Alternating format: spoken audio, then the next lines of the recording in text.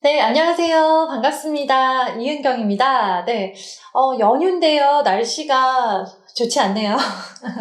어떻게 지내셨어요? 저는 사정상 집콕 하고 있는 중이고요. 네, 그 와중에 잠깐 이렇게 시간을 내어서 촬영을 하게 되었습니다. 네, 연휴 마무리 잘 하시고요. 그리고 또 높고 푸른 10월이잖아요. 좋은 기분으로 하루하루 잘 행복하게 지내셨으면 좋겠고요. 모든 행복과 또 만족감, 일상생활의 유지는 체력에서 나오는 거 아시죠? 네, 운동 열심히 해주시기 바랍니다. 네, 오늘은 비교에 대한 이야기를 좀 해볼게요. 우리 비교라고 하면 막 무조건 하면 안 돼라는 어떤 그런 피해야 되는 절대 비교하면 안 돼, 비교하면 안 돼. 이렇게 생각을 하세요. 근데 저는 비교가 약이 되는 그런 순간이 있다고 생각을 하고요. 이 비교를 어떻게 하느냐에 따라서 아이들이 공부하고 싶어지네? 그런가? 뿌듯한 성취감을 느끼게도 만드는 게 비교인 것 같아요. 비교에 대한 이야기 세 가지로 정리를 해봤습니다. 첫 번째는요. 우리 어머님들이 생각을 하실 때 머릿속에 항상 그리면서 생각을 하세요. 저는 저희 아이들을 바라볼 때 항상 생각을 하는 게 이 아이들은 내가 물건으로 만들어낸 내 상품이 아니다. 상품이 아니고요. 그냥 그 하나하나의 고유한 작품이다라고 생각을 해요. 이 작품을 물론 나 하나 열심히 만든다고 작품이 완성되지는 않겠지만 나의 영향력이 그만큼 크기 때문에 모든 아이들을 찍어내듯이 그렇게 모든 아이들이 막 몇 학년 때 뭘 해야 되고 몇 학년 때 뭘 해야 되고 라고 하는 그런 눈에 보이지 않는 그런 국룰이라고 하죠. 그런 국룰들, 그런 것들은 일정한 스펙을 만드는 그런 상품을 만들어내는 데는 유용할지 모르겠으나 우리 아이만의 고유한 작품, 우리 아이라는 작품을 만들어내는 방식은 아니라고 생각을 해요. 그래서 우리가 비교를 할 때는 누구보다 위에 있냐 아래에 있냐라는 생각 자꾸 하시죠. 저도 그 생각 했어요. 네, 저희 아이들이 막 정말 학원 제대로 안 다니고 네, 진도 빠르게 못 나가면서 그냥 막 책만 보고 놀이터 왔다 갔다 하고 막 그랬을 때 우리 아이들보다 빠르게 나가고 있는 아이들을 보면서 위에 있네 라는 생각을 했어요. 그리고 우리는 아래에 있다 라는 생각을 했죠. 그런데 그런 생각 때문에 참 엄마의 마음을 괴롭고 시끄럽게 만드는 게 초등 시기였던 것 같고요. 지금 이제 초등 고학년 그리고 중학생 정도 되니까 어떤 마음이 드냐면 그 당시에 위냐 아래냐 했던 그런 비교들은 정말 의미가 없었다. 중요한 건 뭐냐면 우리 아이가 지금 앞으로 나가고 있느냐 아니냐를 제대로 점검하고 가야 된다라는 거예요.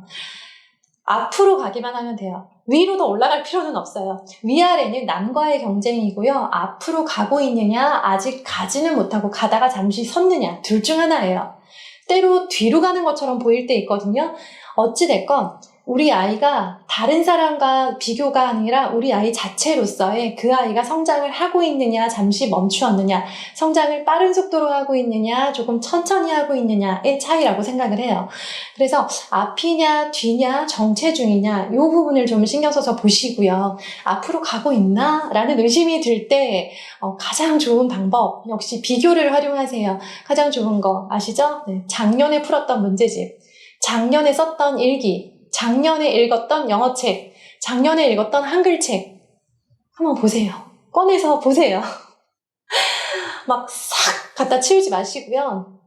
저는 일부러 아이들이 1학년 때 썼던 알림장과 학년마다 썼던 모든 글쓰기들은 다 가지고 있어요.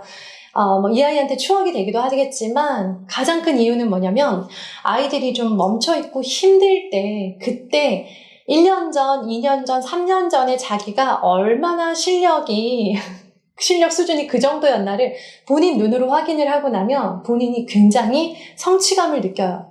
엄마 나 이렇게 쉬운 책 읽었어? 엄마 나 글씨 이렇게 못 썼어?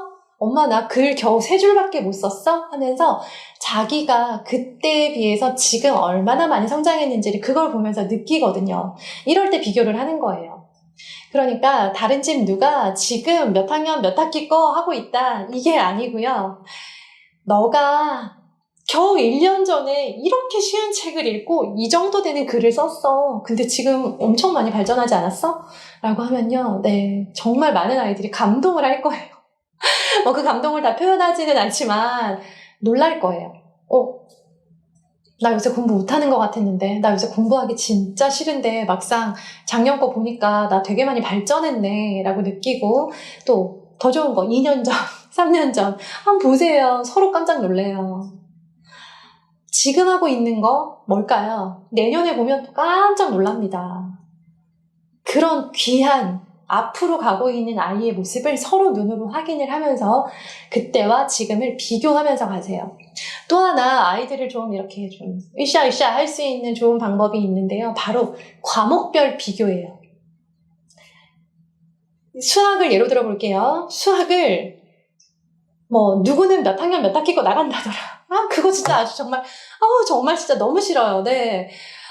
이제는 우리 큰애 같은 경우는 중학교에 가니까 교실 안에서 자기들끼리 비교를 한다고 하더라고요. 너 수학 어디 나가냐? 이게 그냥 교실 안에서 되게 당연한 대화가 된 거예요. 수학 어디 나가냐로 본인이 우쭐하거나 수학 어디 못 나가서 아직 거기 못 가서 위축되는 거. 이게 이제 중등교실의 어떤 그냥 트렌드가 됐나 봐요. 어디 나가냐가 중요한 게 아니라 저희 아이의 예를 들자면 저희 큰아이 같은 경우는 그냥 진짜 수학 머리 없어요. 보면 알잖아요. 문과 쪽이에요. 딱 봐도. 그냥 언어 쪽으로 감각이 있고, 그리고 언어를 공부할 때는 그렇게 이제 힘들어하지 않는 아이인데, 수학은 열심히 한다고 해도 좀 한계가 보이고, 많이 올라가 봐야 이 정도 되겠다라고 생각되는 어떤 지점이 있어요. 있는데, 어찌됐건 사람이 모든 머리를 다 가지고 태어날 수는 없잖아요. 어떻게 전 과목을 다 잘할 수는 없죠. 그쵸? 네. 그렇게 낳지 않았어요, 저는. 네. 아이를 원했을지 모르지만 그렇게 낳아주지 못했고. 그렇기 때문에 잘하는 과목과 부족한 과목은 분명히 있어요. 그런데 그럴 때 이제 아이가 신기하게도 어떤 시기마다 굉장히 좀 관심을 보이고 성취감을 유독 느끼는 과목이 있어요. 어떨 때는 막 영어 되게 싫다 그러더니 영어책 조금 읽기 시작하면서는 엄마 요새 영어 재밌어 막 이러죠 애들. 또 수학을 그렇게 힘들어하고 안 하려고 하더니 이제 좀 학원을 가게 됐거나 아니면 또 새로운 단원이 시작이 됐거나 아니면 이번에 산 수학 문제집이 유독 쉬워서 좀 만만하거나 아니면 친구들이랑 같이 이렇게 하다가 혹은 학교에서 뭘 잘해서 칭찬을 받았거나 이런 어떤 계기를 통해서 별로였던 과목을 좋아하게 되거나 잘하게 되거나 흥미롭다라고 느끼게 되거든요. 그때를 놓치지 말고 이렇게 잘할 걸 왜 이제까지 못했어? 라고 하지 마시고요. 요새 영어야? 영어에 꽂혔어? 요새 영어 재밌어? 요새 수학이냐? 옛날에는 너 영어를 잘하더니 요새는 수학을 잘하네. 이걸 반대말로 하면 뭔지 아세요? 옛날에는 수학을 못했고 지금은 영어를 못한다는 뜻이에요. 근데 못하는 걸 찝어서 그렇게 말해주지 마시라는 거예요. 그렇게 하면 못하는 과목을 훅 잘하게 되나요? 아니잖아요. 아니란 거 아시잖아요. 우리가 밥을 하는데 옛날에는 김치찌개 잘 끓이더니 요새는 별로야 라는 말과 옛날에 된장 이 정도만 아니었는데 요새 된장찌개 엄청 맛있다. 된장찌개 엄청 맛있다는 말이 이제 동시에 어떤 의미에서 보면 요새 김치찌개는 별로라는 의미일 수도 있어요. 근데 어떤 말 듣고 싶으세요? 듣고 싶은 말을 아이들한테도 해주셔야 돼요. 자존감을 떨어뜨리고 누가 우리 아이 무시할까봐 엄청 곤두서서 계시잖아요. 근데 실은 가장 많이 우리 아이의 자존감을 무너뜨리는 사람은 부모가 아닌가라는 생각 해보시고요. 그걸 바꾸어서 말하면 저는 우리 부모님들의 죄책감을 부추기고 싶은 마음이 없어요. 죄책감이 저보다 크신 분들이 많지 않기 때문에 죄책감에선 제가 1위예요. 그렇기 때문에 죄책감을 자극하려는 게 아니라 그 말을 바꾸면 지금 이렇게 잘 안 되고 있는 것들을 바꾸면 뭐냐면 내가 조금만 더 아이가 들었을 때 기분 좋고 들었을 때 힘이 날 말들을 해주면 그게 아이의 공부로 직결될 수 있다. 아이의 성취로 바로 눈에 보일 수 있다라는 거를 항상 기억해 주세요. 그런 사람이에요. 그런 존재예요. 아시겠죠? 그래서 요즘 아이가 조금 시들한 과목이 있을 거예요. 늘 바뀌어요, 아이들은. 조금, 요새, 작년에는 영어 막 신나가지고 하더니 요새 영어 왜 저래? 그러면 요새 꽂힌 과목이 있을 거예요. 한자에 꽂혔다던가, 한국사에 꽂혔다던가, 수학에 꽂혔다던가, 뭔가 전에보다는 조금 더 관심을 보이는 과목이 있을 텐데 그때 그 과목을 들어서 칭찬을 해주시라는 거예요. 그리고 비교도 해주세요. 비교할 때는 못한다. 부정적인 비교가 아니라 긍정적인. 아, 요새 이거 잘 나가네. 요새 수학 미는 거야? 야. 요새 같으면 막, 하면서 요즘 아이가 신나서 하는 과목을 같이 이렇게 두들겨 주세요. 그걸 엄마가 하고 아빠가 하지 누가 하시겠어요?